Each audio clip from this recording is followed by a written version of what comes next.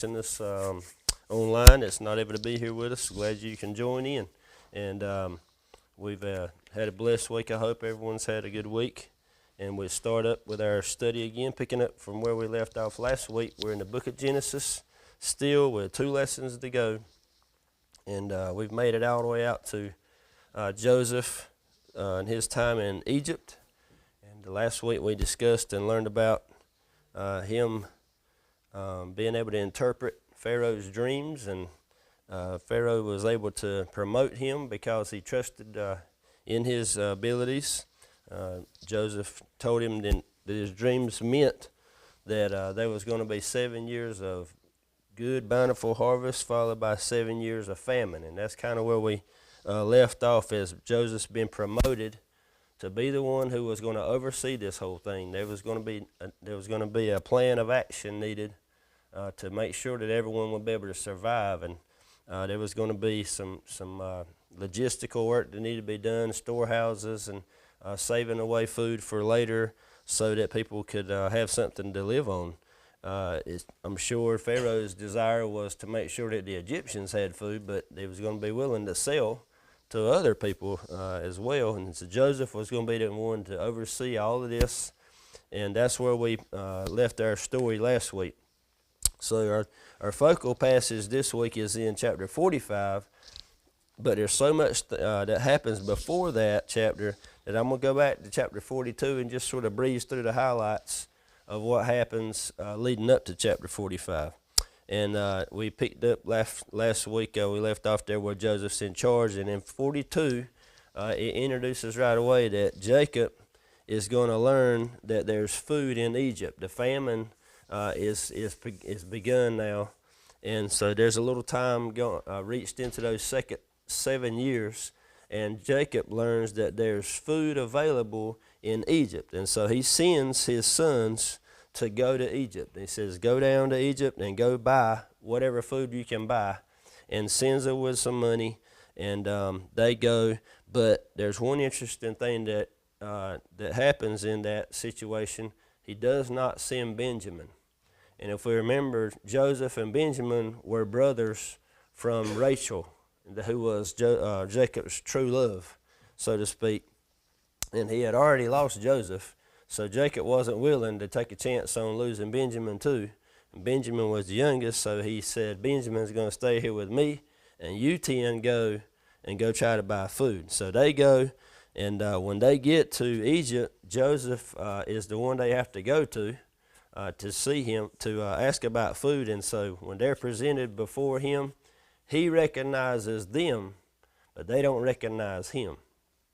They're in their beards like the Hebrew men were, and if you remember, Joseph was clean shaven, and by now he's second in command, so he's wearing the Egyptian headdress and the cloaks and everything, and so they would not recognize him, but he definitely recognized all their faces. And I'm sure when they all came in as a group of 10, he was taken by surprise.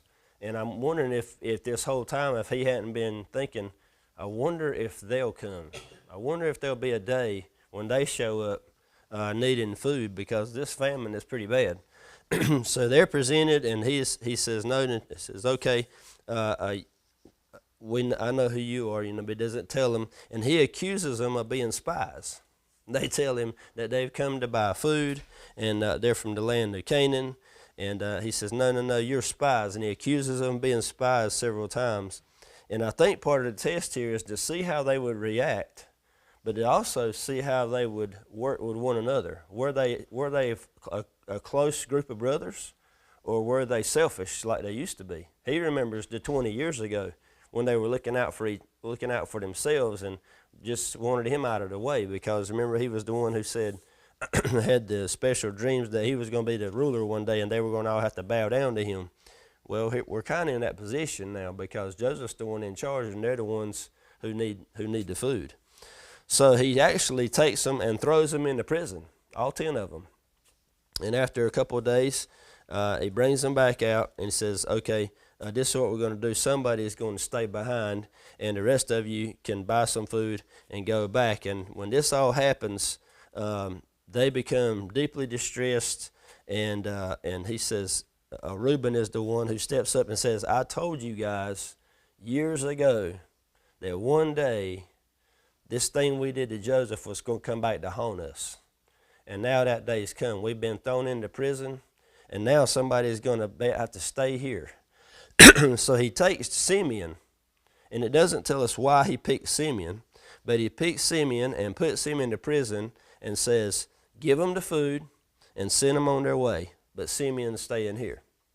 And I don't know if he was trying to bait them or test them, but that's what it appears to be, that he was trying to see, has their character changed?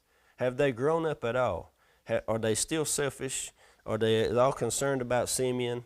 And I think the real test was, after thinking on it, would they come back for him? Or would they leave him there too? And so they kicked Joseph to the curb years before, and now would they do the same thing to Simeon? So he sends them off on his way, but before he does, he tells the ones who are in charge of loading the grain, put their money back in their bags, but don't let them see it. Put the silver back in their bags. So they head home, and when they get home, they open the bags, and all of a sudden, oh no, here's the silver. We still got it. We're in trouble now. They go all the way back home to their dad, and during the conversations that Joseph had with them, he asked about their family and their father, and did they have any more brothers, and he was trying to get any information he could out of them. But he sends and says that when you leave, you can come back, but only way I'll give you anything else is if you bring that younger brother. You're going to have to bring him, or I'm not going to give you anything else. They head home, and they find this silver, and they say, we're in big trouble now. They tell Jacob the story, and Jacob says, what have you done to me? And Jacob has flip-flopped so many times through the past 20 chapters or so we've been through with him, 10 chapters, I guess, having faith, not having faith, being selfish, not being selfish, just constantly floundering around, much like we do in life. One day we're doing what we should for God, and next thing we're making a mistake and slipping up, and then we're trying to draw ourselves back. It's the way a Christian lives, trying to constantly improve in their faith and following God. And here Jacob says, what have you done to me? It's like everything happens to me. I've lost Simeon, I've lost Joseph, and now you're telling me that you're not going to give me anything else unless you send Benjamin, and I'm not going to lose him, and he's just woe is me, woe is me. But Reuben says to his father over in verse 37, you can kill my two sons if I don't bring him back to you. Put him in my care, and I'll return him to you. And he says, Jacob answered, my son will not go down with you, for his brother is dead, and he alone is left. If anything happens to him on your journey, you will bring my gray hairs down to Sheol in sorrow. And so he's saying, I don't care what's going to happen, what you come up with, but Benjamin is not going back. And so now look at the situation. Their brother Simeon is in prison. They've got food for this one time, but they can't get any more unless they can convince Jacob to let Benjamin go. So chapter 43, it gives us it reemphasizes that the famine is terrible. It says the famine in the land was severe, and I don't think it gives us enough detail. We don't know what it's like to be hungry. There are places in the world where people wonder where their next meal is coming from. There's a commercial I see all the time about some Jewish people that are trapped in certain areas in the world, and they struggle to find any food. And if they have a vegetable, they might eat on it for 3 days. It might be the only food. So we don't know what that's like. We're fortunate and blessed that we're able to go down to the grocery store and load up our carts if we had the money to do it. But we don't understand what a real famine is. But this says the famine in the land was severe. There were 7 years, remember, that there was going to be no food. Nothing would grow. The land was going to be horrible, and they were going to barely survive. And so they have used up everything that they had bought the first trip. In verse 2 it says, when they had used up the grain they had brought back from Egypt, their father said to them, go back and buy a little food. And here he has to face the reality of the situation they presented before. We can't get any food unless Benjamin goes. And Judah said to him, the man warned us, you will not see me again unless your brother is with you. because Joseph wants to see if they will actually carry this out.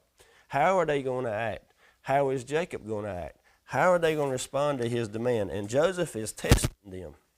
He is giving them test after test.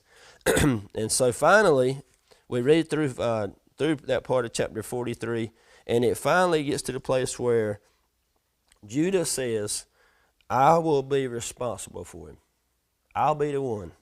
In verse 8, Judah said to his father, send the boy with me. We'll be on our way so that we may live and not die. Neither we, nor you, nor our dependents. I'll be responsible. You can hold me personally accountable. If I do not bring him back to you and set him before you, I'll be guilty before you forever. And if we had not delayed, we could have come back twice by now. And he's saying, look, this whole time we've been trying to figure this out and running out of food, we could have already gone if we'd have just taken Benjamin and gone on. And Judah steps up, and if you remember from the first story of Joseph being sold into slavery there, Judah was the one that said, sell him, get him out of here, throw him in that pit and let's sell him. And now here Judah has changed, we can tell, and he's going to not only be the one that's going to say, let's don't sell anything, I'll be the one that's responsible for Benjamin. So he's obviously changed and learned and grown and matured. And so after this, Jacob bends. Verse 11, if it must be so, okay, let's do it. But in Jacob's style, put some of the best products of the land in your packs and take them a gift. Take them down to the man as a gift, balsam and little honey, aromatic gum, and resin. In other words, let's butter him up. Maybe he'll give us more. Maybe he'll be more lenient. And that's what he used to do with Esau, you remember. Let's butter him up. Make sure we try to make this as good a picture as possible. So, verse 14, may God Almighty cause the man to be merciful to you so that he will release your brother and Benjamin to you. As for me, if I'm deprived of my sons, then I'm deprived. So Jacob has come to the grips and finally faced reality that he's going to have to let this happen. He's going to have to take the risk and have faith in his sons and in God. So 15 of chapter 43, they go back and they take, this time they take double the amount of silver, because the plan is we're going to go back and plead for mercy because they think that we've stolen this food. So we're going to bring the silver for the first time, and we're also going to bring enough silver for the second time, and we're going to try to buy some more food. So in verse 16 it says they came back and stood before Joseph, and when Joseph saw Benjamin, he said to his steward, take the men to my house, slaughter an animal and prepare it, for they will eat with me at noon. Now what's going on here is another test, because the test here is going to be, how are they going to act when I show favoritism to one over the others? So if you read on down, we won't take the time to read all of it, but basically he's going to say, everybody's going to get to eat a good meal, but Benjamin's going to get 5 times more than everybody else. And I want to see how they act around this. Are they going to say, another kid gets favoritism?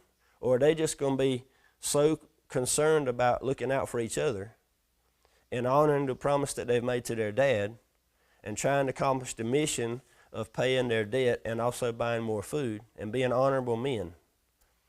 So let's see what happens here. And so this all takes place, and they don't act selfishly at all. They just enjoy the meal. They're thankful that everybody's okay. They see Simeon, they bring him out, and everything's fine. And so somewhere in all of this, Joseph is overtaken by emotion. And there's a couple of times through these couple of chapters here where he says to the Egyptians, just get out of the room.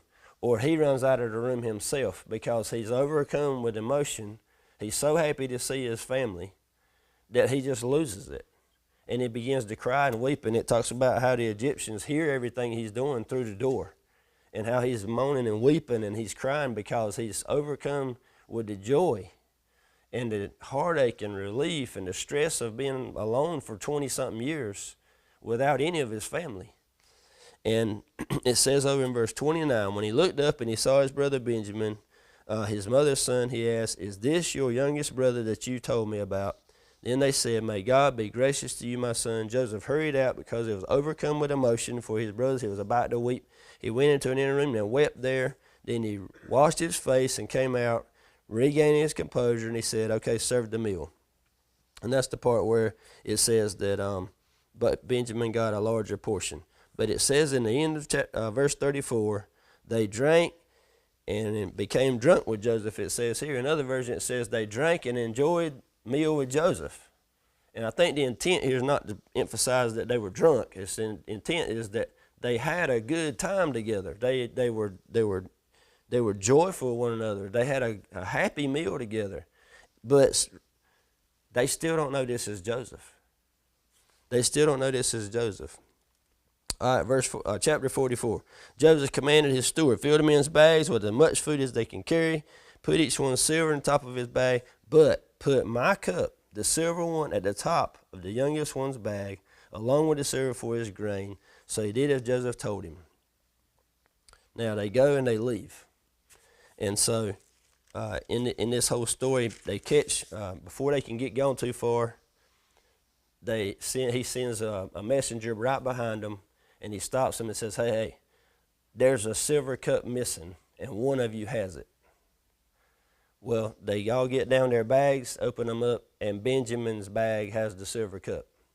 Uh-oh, now we're in trouble. And they drag them all back in again. And over in verse 18, let's read. But Judah approached him and said, my lord, please let your servant speak personally to my lord. Do not be angry with your servant, for you are like Pharaoh. My lord has asked his servants, do you have a father or a brother? And we have answered, my lord, we have an elderly father and a younger brother, the child of his old age. The boy's brother is dead. He is the only one of his mother's sons left, and his father loves him. Then you said to your servants, bring him to me so that I can see him. But we said to my lord, the boy cannot leave his father. If he were to leave, his father would die. Then you said to your servants, if your younger brother does not come down with you, you'll not see me again. This is what happened when we went back. We reported into the words of my lord, but our father said, go again and buy us a little food. We told him, we can't go back unless our younger brother goes with us. If our younger brother isn't with us, we cannot see the man. Your servant, my father, said to us, you know that my wife bore me 2 sons. And so we read on and see this Judah pleading the whole story to Joseph. And he still doesn't know it's Joseph. And he says, let me just tell you this story. If we don't take him back, my father's going to die from despair and heartache. You see, we already lost his brother. And he's begging. And what he's doing, he's pleading for Benjamin. Because what did Judah tell Jacob just a chapter before? I will be responsible for him. Just let us go, but I will make sure he gets back home. And so what we're seeing here in this chapter is Judah doing a complete 180. He was the one who said, let's sell Joseph. I want him out of here. And now he happens to be the one of the 10 who jumps in and goes, I'll be the one to take his place. And we start to see little parallels again from what we talked about last week, when this story of Joseph is so parallel to the story of Jesus. How Joseph was knocked down, raised up, knocked down and raised up, okay, and promoted and exalted when he did good. He constantly was honoring the Father. He was constantly trying to obey God, constantly trying to do what was right. And so we see here again, now all of a sudden Judah's kind of put in that place for a second, because Judah is the one who steps in. And it's interesting that of the 12 sons, the one who would be the one who would step in place for something, step in place for somebody to be the sacrifice here, happened to be Judah. And why is that important at all? Because whose line would Jesus come from? Judah's line. It's kind of significant because it shows how Judah sort of presents how that line. It wasn't any other guys that jumped in. Judah was the one. And years later, Jesus would be the one, a descendant of Judah. Okay, so he comes before me, and finally Joseph agrees. That's fine. That's fine. Judah can be the one, and the boy can go. So let's go to about verse 30 of chapter 44. So if I come to your servant with my father, and the boy is not with us, his life is wrapped up in the boy's life. When he sees that the boy is not with us, he will die. Then your servants will have brought the gray hairs of your servant of our father down to Sheol in sorrow. Your servant became accountable to my father. If I do not return him, I will always bear the guilt for sinning against you. Now please let your servant remain here as my Lord's slave in place of the boy. Let him go back with his brothers. For how can I go back to my father without the boy? I cannot bear to see the grief that would overwhelm my father. And so we see Judah's heart. All right, verse 45, which hits the text that's in your book. Joseph could no longer keep his composure. And so he's seen everything he needs to see. These guys are together. They didn't come in twos and threes. They all came together. They all came for the same purpose. They all came to get Simeon. They all came to take Benjamin back, even though Judah had to be the one to step in and go, I'll be the slave if that's what it takes, so that Benjamin can go home. In other words, he's seeing these guys have changed. They're not the same selfish guys they were 25 years ago. And in chapter 45 and verse 1, he loses it. He's seen everything he needs to see. And he says, it says here, he can no longer keep his composure in front of all of his attendants, and he called everyone out. He said, send everyone away from me. No one was with him when he revealed his identity to his brothers. Can you imagine the shock on their faces? And we said a few minutes ago, they had no clue who he was. He was clean shaven with the Egyptian headdress, and they were in their rough cloaks with their beards. They had no clue. And he says, I'm your brother. And they go, what? You just shocked us on them. So, but he wept so loudly that the Egyptians heard it, and also Pharaoh's household heard it. Joseph said to his brothers, I am Joseph. Is my father still living? And the next verse gives us a picture of them. But they could not answer him because they were terrified. They weren't just terrified. They were confused. They were amazed. They were shocked. They were scared. Because remember the dreams that he had as a little boy? One day we're going to have to bow down before him. And they probably already knew if he ever got a shot at us, we are in trouble. Because we're the ones who put him into slavery. We're the ones that threw him in that pit. We're the ones who sold him off to the Ishmaelites. We're the reason he's had to come here to Egypt and be a slave all these years. But Joseph said to his brothers in verse 4, please come near me. And they came near. I am Joseph, your brother, the one you sold into Egypt. And now don't be grieved or angry with yourselves for selling me here, because God sent me ahead of you to preserve life. So in that couple of verses is so much. And we could spend the rest of the time just on that part. But look at what's there. He says, come near to me. Don't be afraid. Come near to me. They came near. He says, I'm Joseph, the one you sold into Egypt. He reminds them of what they did. But there's no anger with it. Because look what he says next. And now, don't be grieved or angry with yourselves for selling me here, because God sent me ahead of you to preserve life. In other words, you put me here, yes, but God had a reason for it. If we go over to chapter 50, and we won't take time to do it, but you can read it on your own, and we may even have it in next week's lesson. But he says, you put me here, yes, but God meant it for good. And the lesson that we got to learn in this thing, I think, is that even though things happen in our lives that put us in spots that we don't like, and it's going to put us through some tough situations, things that aren't even fair, it seems like at the time, there's a reason for everything that God does in our lives, and we won't know what all of them are a lot of times until we're on the backside of it. And if Joseph had not stayed true to God through this whole thing, it never would have worked out the way it should have.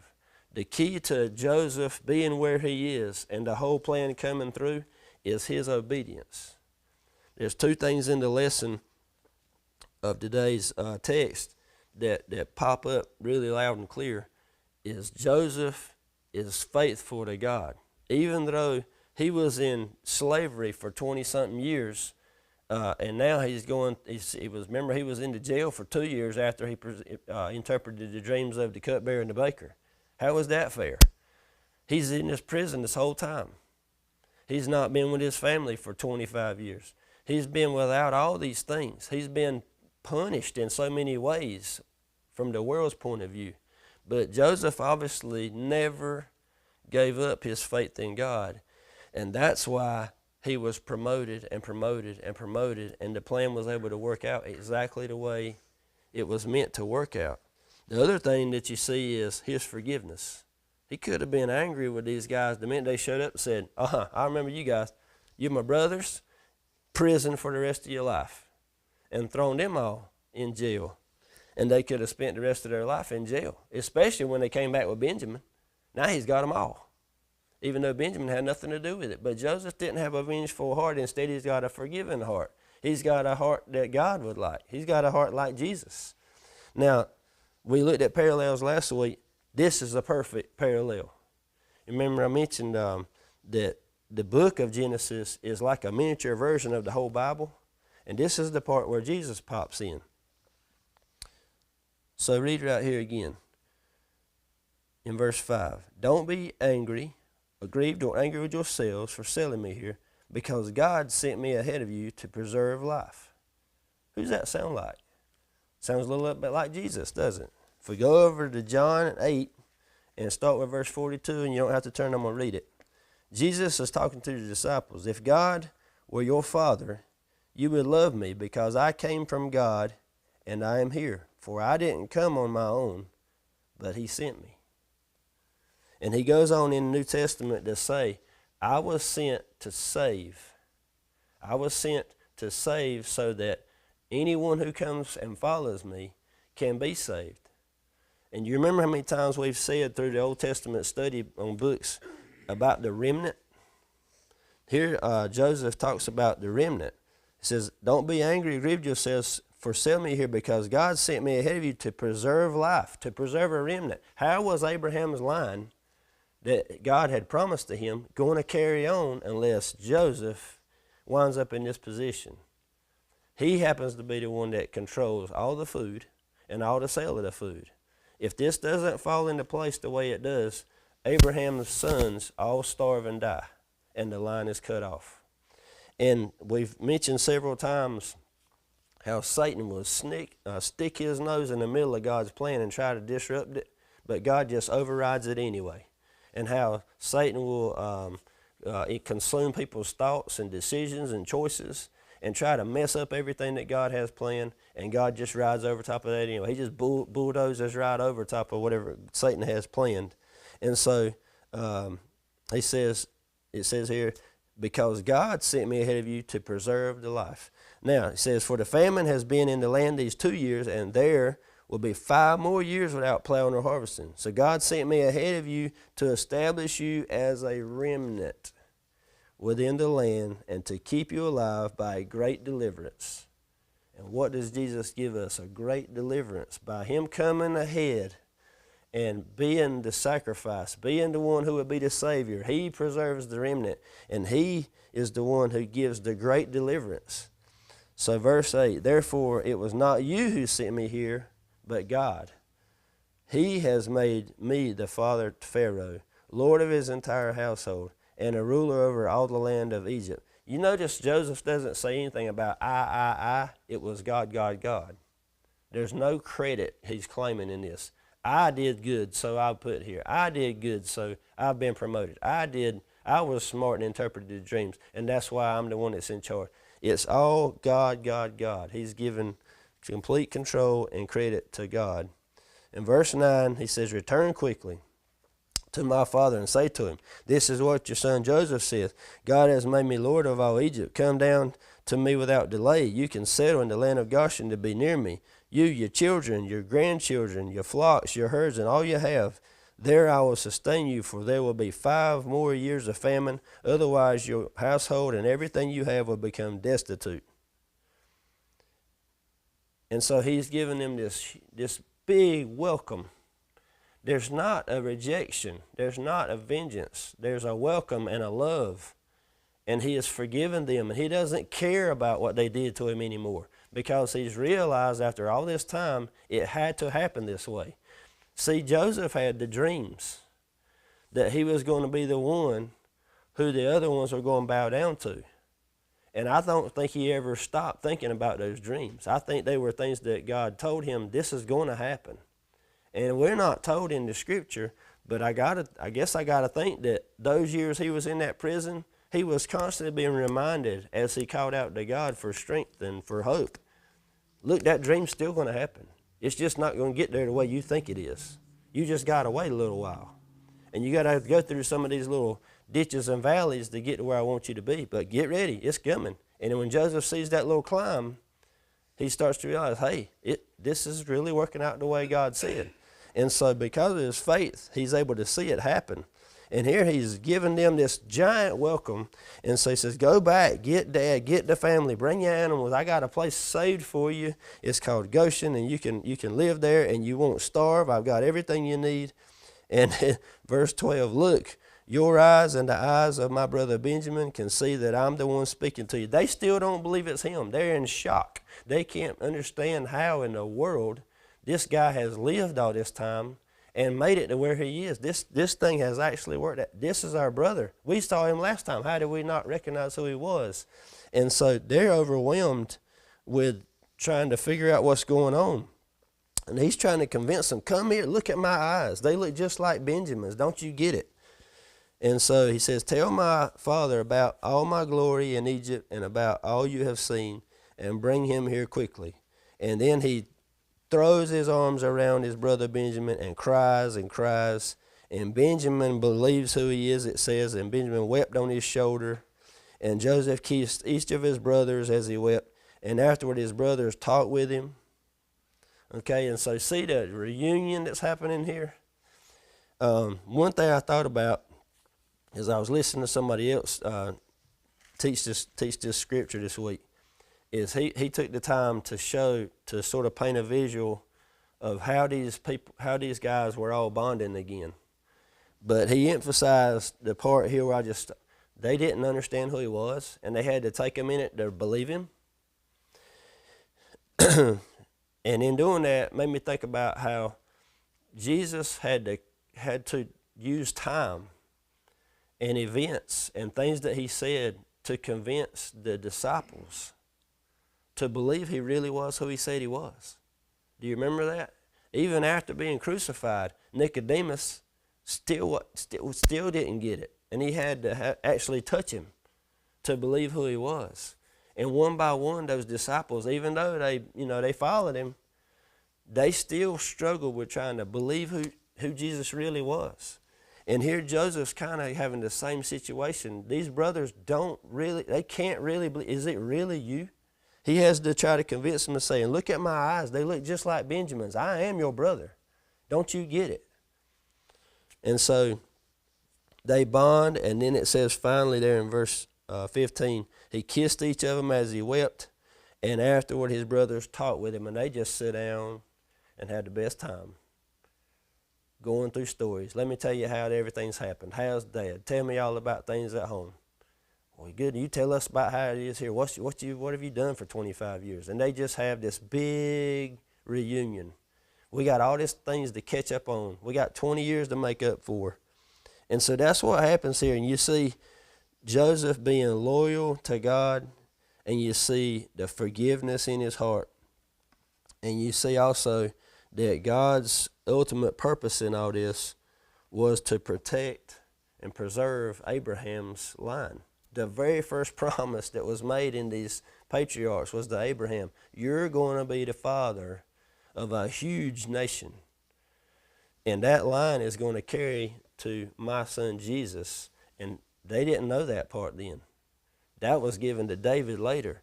But all this had to happen one by one by one, story after story. Abraham's line, Isaac, now Jacob, now Joseph. And it has to happen these ways in order for God's plan to be carried out. And Joseph recognizes it. He says, okay, I get why I'm here. I understand why this had to happen. Don't be mad at yourselves anymore. I forgive you. This had to happen this way so that God's plan can be preserved. All right, and then it says, as chief advisor, Joseph held a special position in Pharaoh's eyes. He was trusted in the highest regard. And so Joseph is able, because of that, to control what happens to them next. He's able to pick out land that's perfect for them. These are Hebrews. The Egyptians don't like Hebrews. But because Joseph is in this position and Pharaoh trusted him as much as he did, Joseph is given the ability and authority to put his family exactly where they needed to be. In this land called Goshen, we don't know exactly where it is, but they think it's near the Nile Delta. But Joseph knew that it was the best fit. It was going to be a place outside of the Egyptian towns. You see, the Egyptians and the Hebrews didn't even eat together. They didn't bond. So he was going to have to find the right place for them to be able to still exist in Egypt. So anyway, just to kind of wrapping up there, noticing that God's sovereignty, all-knowing, his giant plan of making sure everything works out the way it should, if we honor that the way Joseph did, and now he's told his brothers the same thing, they all accept that, then it all puts everybody on the same page, and they can all bond and be together again. You know, it's kind of like a basketball team. If this player thinks we're supposed to run this offense, and this player over here thinks we're supposed to have another offense, and you got another one, he doesn't like either of the offenses, and they all want to do their own thing, they're never going to get along. But if they all get under the same plan and follow the coach's advice and carry out what they're supposed to do, then they play together as a good team. And that's what's happening here. Is Joseph is teaching them and telling them, look, this was the plan all along. We're good. Let's just follow this and keep going.